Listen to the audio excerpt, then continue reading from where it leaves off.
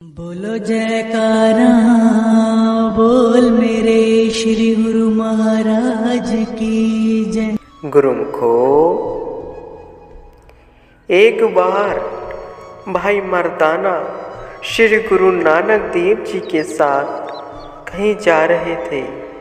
वे दोनों एक गांव में पहुंचे। उस गांव के लोगों ने दोनों की बहुत आवभगत की। गुरु नानक साहिब जी ने वहाँ से विदा होते हुए फरमाया कि तुम सब उजड़ जाओ। वहाँ से चलते चलते वे आगे एक अन्य गांव में जहाँ पहुँचे। इस गांव के लोगों ने देखते ही गालियों की बौछार कर दी। खाना पीना तो क्या पूछना था। फिर भी श्री गुरु नानक देव जी ने अपने श्री मुख से उन्हें बसते रहो का आशीर्वाद प्रदान किया। भाई मर्दाना जो यह सब कौतुक देख रहा था, उससे रहा ना गया। वह गुरु नानक साहिब जी से पूछने लगा कि आपने यह क्या किया। सब कुछ ही उल्टा पुल्टा कर दिया। आपकी यह रहस्यमय वाणी मेरे कुछ समझ में नहीं आई। जिन्होंने तो आपको इतनी आवभगत की, उन्हें तो आपने उजड़ने का साप दे दिया, और जिन्होंने ढेर गालियां निकाली, उन्हें बसते रहने का वरदान दे दिया। प्रभु, महापुरुषों की हर करनी में गूढ़ रहस्य छिपा होता है। गुरुमुखो, गुरु साहिब जी ने उसे समझाते हुए कहा कि अच्छे गुरुमुख लोग यदि फैल जाएंगे तो वे अपने सद्गुणों की सुगंध से कितने ही लोगों के जीवन को महकाकर उनके जीवन में खुशियों भर देंगे। इसीलिए हमने उन्हें उजड़ जाने को कहा। इसके विपरीत गाली निकालकर दूसरों का अहित करने वाले यदि एक ही स्थान पर बैठे रहेंगे तो बुराई फैलेगी नहीं। ऐसे लोग दूसरों पर भी अपना कुप्रभाव ही डालेंगे। इसलिए हमने उन्हें बसते रहने को कहा। श्री गुरु नानक देव जी की रहस्य में वह अर्थपूर्ण वाणी सुनकर भाई मर्दाना उनके श्री चरणों में नतमस्तक होकर क्षमा मांगने लगा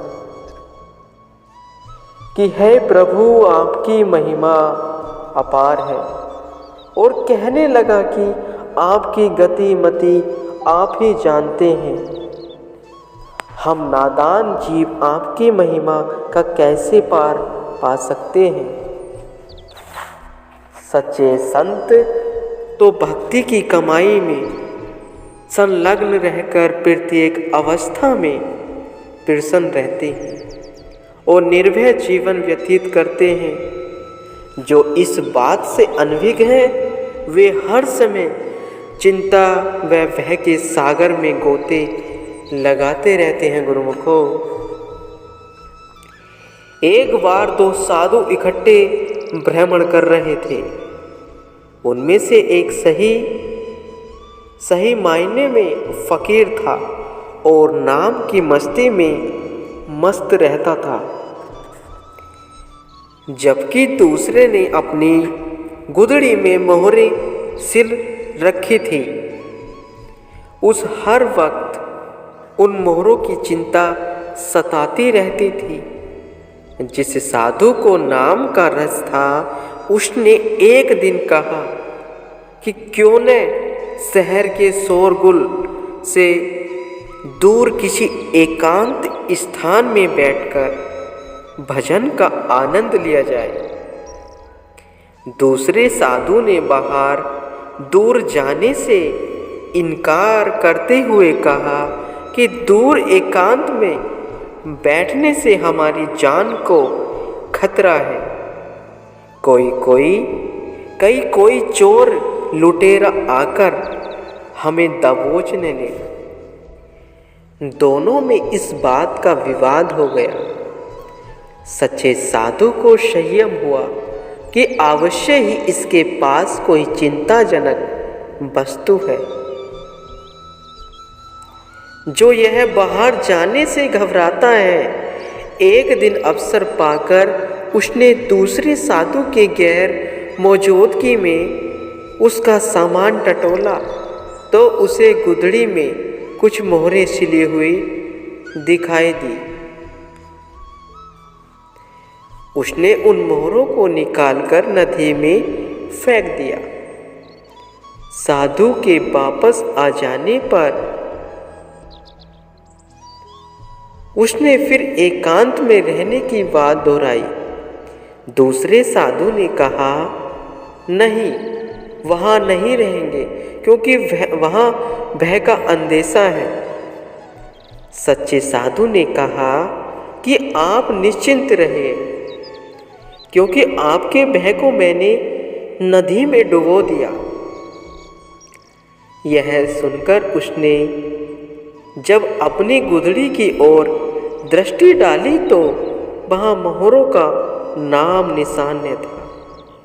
शांत होकर साधु से कहने लगा कि अब जहाँ तुम कहोगे वहीं चलूँगा, क्योंकि अब मैं निर्भय हो गया हूँ। भय और चिंता उत्पन्न करने वाली प्रत्येक वस्तु की ममता को दिल से निकालकर ही निर्भय पद को प्राप्त किया जा सकता है। गुरुमुखो, सेवक सद्गुरु को हर वक्त अपने अंग संग जान किसी वस्तु की चाहना नहीं रखता। सद्गुरु के दर्शन दीदार में ही तीनों लोकों का खजाना पाकर उसकी रूह धनवान बन